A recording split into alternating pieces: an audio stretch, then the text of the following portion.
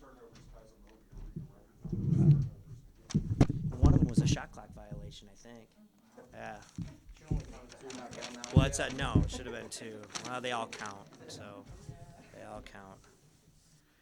Um, you know, great performance by our guys. That's a really good basketball team over there, and you know, you see firsthand. I mean, Orlando Robinson is a nightmare to guard, and you know, we knew this would be a battle. I thought our guys did a great job at halftime of, you know, kind of responding and find a way to kind of kick it up another gear, and I thought we did a much better job of not letting their kind of soft pressure take us out of what we wanted to do, and we got a little bit more aggressive offensively. I thought John in the second half early knocking down some shots and scoring, I thought kind of got the momentum going, and then I thought we did a nice job of changing defenses in the second half to try to keep them off balance, and I thought we did that, and you know, and 3 turnovers is just awesome. 19 assists, 3 turnovers. We obviously took care of the ball tonight, and that was absolutely huge. And I mean, David Roddy is just playing at an absolute elite level right now, and definitely looked like a player of the year kind of guy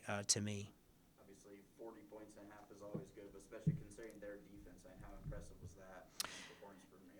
Yeah, I think again, it's really impressive. I mean, for our guys, that's a really good team over there. They do a good job, and again, I thought our guys just continued to attack and got aggressive, and they weren't settling, and as we started to get some more stops and to be able to, again, take the fight to them a little bit on that end, I thought was really good. And guys are doing a terrific job of cutting without the ball when David gets the ball and attacking. We had several cuts to the hoop, and we probably even missed a couple more, you know, that way. But, yeah, I really loved our aggressiveness and our flow. I thought it was really good. And it's hard to score 40 in any half, but especially against a team like that. You mentioned the cutting and scoring. David and James really seem to be forming chemistry. And David even said, yeah, it's kind of coming faster than maybe he even anticipated. Just what are you seeing from those two and how they kind of work in sync? Well, I think what's going on is so David is just the game just continues to slow down for him, right? And he's starting to see every kind of coverage that you could imagine, you know, early doubles, late doubles, coming from different areas, playing him one-on-one.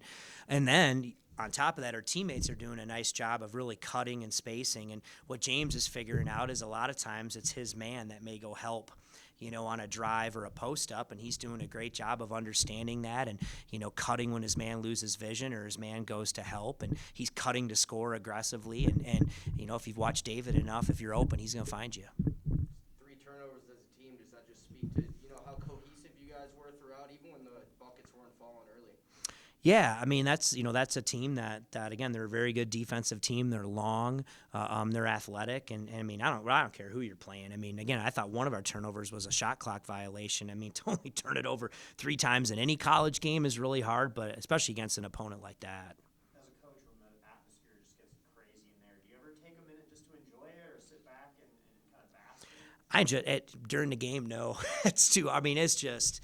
You know what I mean? You're in the moment of just trying to focus on what's next. But yeah, we feel them. I mean, you hear them, and I think what's so cool. I mean, I love college basketball, obviously, and it's just what's so cool about college basketball when you have the students and the fans.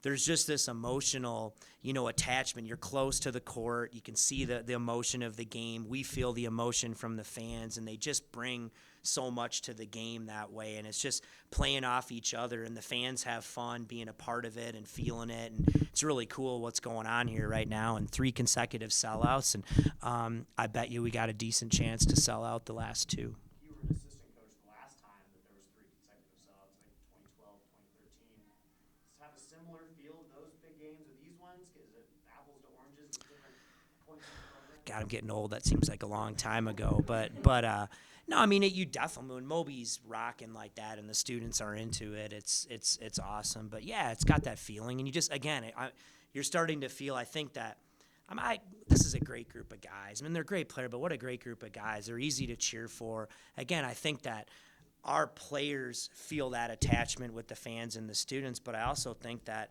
the students, you know, and the fans feel that about our team too, and I think it's that kind of synergy between them that's really building, and that's awesome to see. Third game of the week coming up. I mean, does fatigue? Obviously fatigue becomes a factor there, but do you practice between now and then? Just how do you kind of handle? we'll probably do rebounding drills for an hour tomorrow and dive on the floor and you know what I mean, and all that stuff.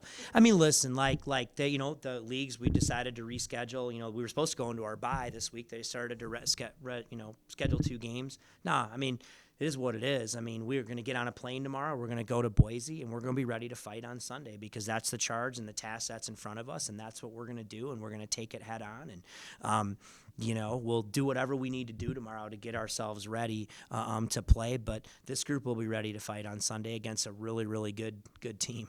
Sort of in that vein, I mean, how goes the Mountain West, and how, I guess, does it impact things that there's no such thing as a night off? Man, I mean, again, I thought going into today, we had 7 games left, and I think 6 of the 7 were quad 1, quad 2 games. I mean, that's a high major league. That's as good of a league as there is out there right now in basketball, and so that's what you want. Every night out is an absolute battle. You got to bring your A game. You got to bring your A fight and tenacity, and that's what it is. And, yeah, I mean, we're getting ready to go play a team right now that's at the top of our league and playing at a really, really high level, a big physical team, one of the best defensive teams in the country. But it's what we signed up for. It's what we want. We want to be in those games. We want to have an opportunity to do that, and we get a crack at it Sunday afternoon. Thanks. Yep.